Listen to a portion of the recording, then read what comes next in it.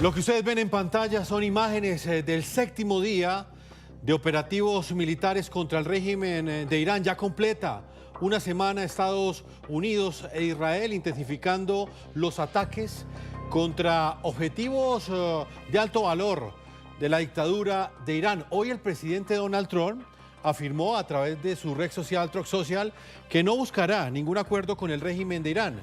Según señaló, solo espera una rendición incondicional para poner fin a las acciones militares.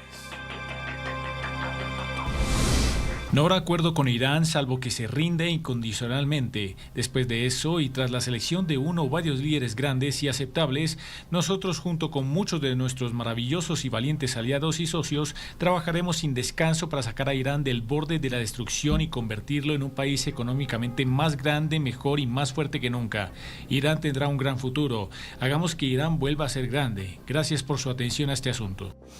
Y la publicación de Donald Trump se conoce este viernes cuando Israel y Estados Unidos lanzaron una nueva y más intensa oleada de ataques contra puntos estratégicos del régimen de Irán en Teherán.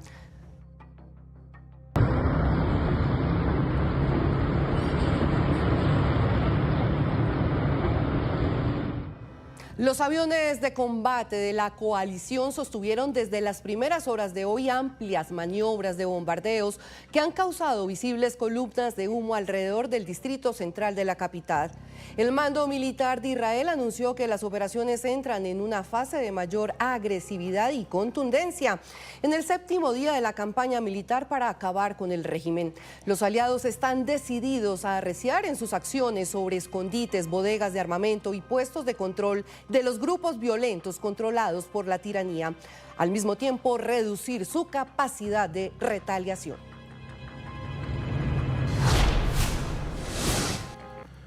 Y de esa manera fue el bombardeo para destruir el búnker subterráneo que era utilizado por el ahora abatido dictador del régimen iraní, Ali Khamenei.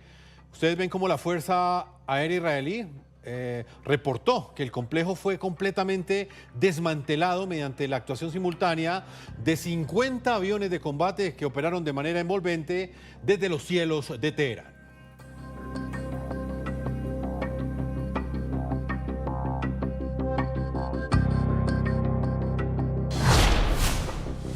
Mientras la mitad de Irán vive prácticamente en la miseria, el régimen que gobierna este país hace ya más de 47 años vive en un imperio de lujo. Hoy vamos a hablar precisamente de esas riquezas del ayatolá Ali Khamenei, quien murió multimillonario tras los bombardeos ejecutados por Estados Unidos e Israel hace ya una semana, el pasado sábado. El líder supremo de Irán dejó un legado marcado por la corrupción y la opresión. Uno de sus actos más oscuros fue acumular un vasto conglomerado comercial que está valorado entre 100.000 y 200.000 millones de dólares. Parte de ese dinero proviene del robo sistemático de miles de propiedades de ciudadanos iraníes comunes. Ese imperio estaba dirigido por una organización llamada el Setat, que tenía todas las inversiones en sectores de la economía de Irán, tales como finanzas y petróleo, telecomunicaciones, fábrica de anticonceptivos e incluso granjas de avestruces. Según el medio israelí Ynet, este dinero se encuentra repartido de la siguiente manera. Parte de esa suma que planteábamos anteriormente, 95.000 millones de dólares, está en fondos en cuentas secretas en Venezuela, Emiratos Árabes, Siria, Francia, Reino Unido y varios países africanos. Las inversiones en este momento están en oro, diamantes, telecomunicaciones, petróleo y también en organizaciones fachada.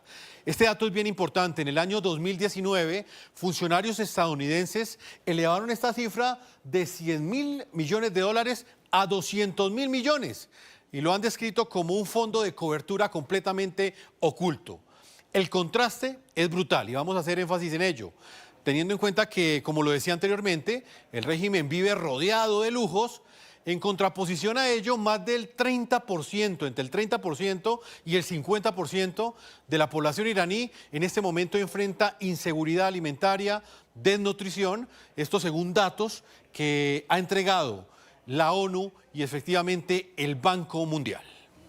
Y Rusia está entregando a Irán información sobre objetivos para atacar a las Fuerzas Armadas de Estados Unidos en Oriente Medio. Así lo reveló el diario The Washington Post, citando a 3 funcionarios de inteligencia. Esta asistencia incluiría la ubicación de buques de guerra y de aviones de la Unión Americana. Una semana después de iniciada la operación Furia Épica de Estados Unidos e Israel, podrían enfrentarse a un actor determinante en la respuesta militar del régimen de Irán. Un edificio junto al cuartel general de la Quinta Flota de la Marina de los Estados Unidos en Jubair, Bahrein, fue uno de los objetivos de Irán tras la operación militar en la que fue abatido el ayatolá Ali Jamenei. Los puntos estratégicos de Washington en Medio Oriente se volvieron puntos sensibles. La información de inteligencia entregada a Teherán vendría desde Rusia. Así lo publicó este viernes el diario The Washington Post. En el artículo, en el que se cita a 3 funcionarios familiarizados con la información de inteligencia, se afirma que Moscú estaría entregando datos sobre la ubicación de las fuerzas y activos militares de Estados Unidos, entre ellos buques de guerra y aviones. Según el medio, el portavoz del Kremlin, Dmitry Peskov, se negó a responder sobre su papel en las acciones del régimen iraní. A principios de la semana, esto decía: en este caso no ha habido ninguna solicitud por parte de Irán. Nuestra postura constante es bien conocida por todos y no ha habido cambios al respecto. Pero la respuesta militar de Irán está mermada. Sus baterías rusas antimisiles S-300 han sido destruidas, radares de largo alcance eliminados y su capacidad de misiles y drones está gravemente afectado tras los bombardeos. Y es que justamente este viernes el ministro de Exteriores del régimen iraní afirmó en una entrevista con la cadena NBC que China y Rusia los están apoyando. Nos están apoyando políticamente y en otros aspectos. La larga cooperación militar entre Irán y Rusia no es ningún secreto. No voy a dar detalles sobre nuestra cooperación con otros países en plena guerra. Expertos consultados por el Washington Post recordaron que Teherán posee pocos satélites de grado militar y no tiene una constelación satelital, por lo que contar con las capacidades espaciales del Kremlin supondría una enorme ventaja. En el momento en que se conoce el supuesto apoyo a Irán, el presidente de Ucrania, Volodymyr Zelensky, aseguró que Estados Unidos le solicitó asistencia para protegerse de los drones iraníes y confirmó que Kiev proporcionaría especialistas en respuesta. Recordemos que Irán ha sido uno de los principales patrocinadores de Rusia durante la guerra en Ucrania, compartiendo la tecnología para producir drones de ataque unidireccionales que Moscú ha utilizado repetidamente para abrumar las defensas aéreas de Kiev. Y lo que ustedes van a ver a continuación es un ataque indiscriminado de Irán contra Israel con bombas racimo. Estamos hablando de armas que están prohibidas en este momento por el derecho internacional humanitario. Ese cobarde y cruel ataque iraní lo que busca es asesinar a la mayor cantidad de civiles en áreas densamente pobladas. El Ejército de Defensa de Israel ha confirmado que desde el pasado sábado Teherán ha lanzado al menos 6 misiles balísticos con ojivas de municiones racimo. Estas ojivas se abren en vuelo, dispersando 20 a 80 submuniciones explosivas, impactando zonas densamente pobladas como la ciudad de Tel Aviv y Ranana. También deja municiones sin detonar, que eso es lo más peligroso, que con el tiempo comienzan a amenazar a los civiles y que incluso pueden acabar con la vida de ellos. Lo que llama la atención es que Irán, pese a las violaciones a los derechos humanos que ha cometido y que continúa cometiendo, sigue siendo pleno con derechos en la ONU y teniendo presidencias rotativas en órganos como el Consejo de Derechos Humanos o comisiones. Muchos hoy se preguntan, ¿dónde está la condena inmediata de la ONU? ¿Por qué no hay acción urgente contra un régimen que usa tácticas terroristas contra civiles? Muchos críticos cuestionan lo que califican la hipocresía de la ONU y su evidente sesgo. La Secretaría General de Guterres es una de las, probablemente la peor de la historia de Naciones Unidas, el máximo nivel de ineficiencia, absolutamente poco operativo, un nivel de fracaso estruendoso en cuanto conflicto en el planeta hay, un Consejo de Seguridad absolutamente bloqueado. Si algo está demostrando Naciones Unidas es francamente una muy poca capacidad de incidir en este tipo de situaciones en donde todo el mundo sabía previamente que había una situación de drama emergente y una amenaza punzante en materia de lo que Irán planteaba en materia de uranio enriquecido y de eventual bomba atómica.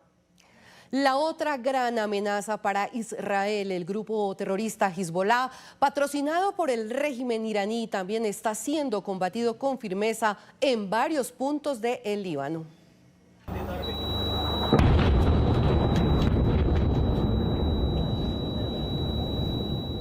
Esta madrugada fue de recios ataques israelíes en zonas de suburbios de Beirut, la capital controlada por los extremistas. Las maniobras a gran escala confirmadas por la Fuerza Aérea de Israel incluyeron al menos 26 oleadas de bombardeos desde las primeras horas de hoy viernes. Están siendo o han sido destruidos almacenes de armas y centros de control de Hezbollah.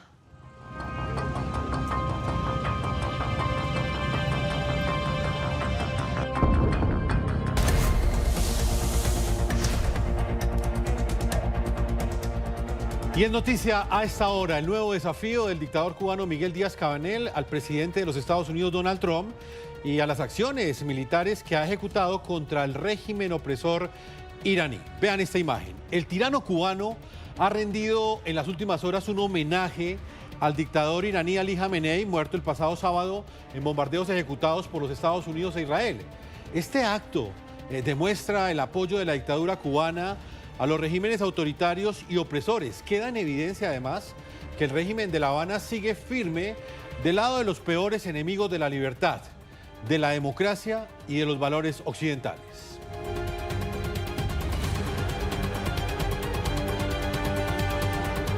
Bueno, y solo para comparar, vamos a ver ahora cómo el embajador de Ucrania en Sudáfrica, estamos hablando de Alexander Cherba, contrario a lo que hizo el tirano cubano y que ustedes lo veían en esas imágenes, se ha negado a firmar el libro de condolencias enviado por la Embajada de Irán en este país africano. Él, como diplomático, como demócrata y como ucraniano víctima del régimen iraní, que recordemos que apoyó la cruenta invasión rusa a Ucrania, se negó a firmar el libro de condolencias en memoria del dictador de Irán. ¿Quieren ver la respuesta del embajador de Ucrania a la Embajada de Irán? Miren cómo les recuerda que los líderes abatidos en Irán tenían en sus manos sangre de miles de hombres, mujeres y niños que han sido brutalmente asesinados con los drones que ha entregado Irán a los rusos, a Vladimir Putin. De otro lado, la caída del régimen cubano sería la cereza del pastel. Esas fueron las más recientes declaraciones del presidente de Estados Unidos, Donald Trump, sobre Cuba.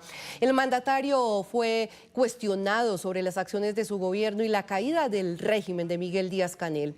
Trump respondió haciendo énfasis en el empeoramiento de la situación de la isla y aceptó que en parte es por la presión que Washington ha aplicado, incluyendo un corte de suministro de petróleo venezolano. Esta mañana el mandatario Trump aseguró que el régimen cubano caerá muy pronto y aseguró que algunos miembros del régimen tienen la intención de negociar con su administración. Pero lo que está sucediendo en Cuba es increíble y creemos que primero queremos terminar con esto. Pero será solo cuestión de tiempo antes de que ustedes y mucha gente increíble regresen a Cuba. Esperamos que no para quedarse. Queremos que vuelvan y no queremos perderlos. No queremos que se los pongamos tan fácil. Que se queden, pero es probable que algunas personas quieran quedarse. Aman tanto a Cuba, lo oigo todo el tiempo. Esa era otra cosa que se suponía que no iba a suceder. Venezuela va muy bien, se ha estabilizado. Tenemos una persona maravillosa como presidenta electa, Delcy Rodríguez, y ella y su equipo han estado haciendo un trabajo fantástico, colaborando con nosotros. Estamos sacando cientos de millones de barriles de petróleo y los estamos enviando a Houston y a otros lugares donde se refinan, y les estamos devolviendo mucho más dinero del que han ganado en muchos años. Y, de hecho, muy pronto será más dinero del que han ganado nunca. Quería esperar un par de semanas, pero sospecho que pronto volveremos a estar juntos para celebrarlo, lo que está sucediendo en Cuba. Quieren llegar a un acuerdo, tanto que ni te imaginas. ¿El siguiente país será Cuba? Es lo que muchos analistas comienzan a vaticinar de acuerdo con esas declaraciones que escuchamos del presidente Donald Trump. Según medios de los Estados Unidos como The Wall Street Journal y el The Washington Post, la administración Trump estaría trabajando para construir casos criminales contra altos líderes del régimen cubano y del Partido Comunista.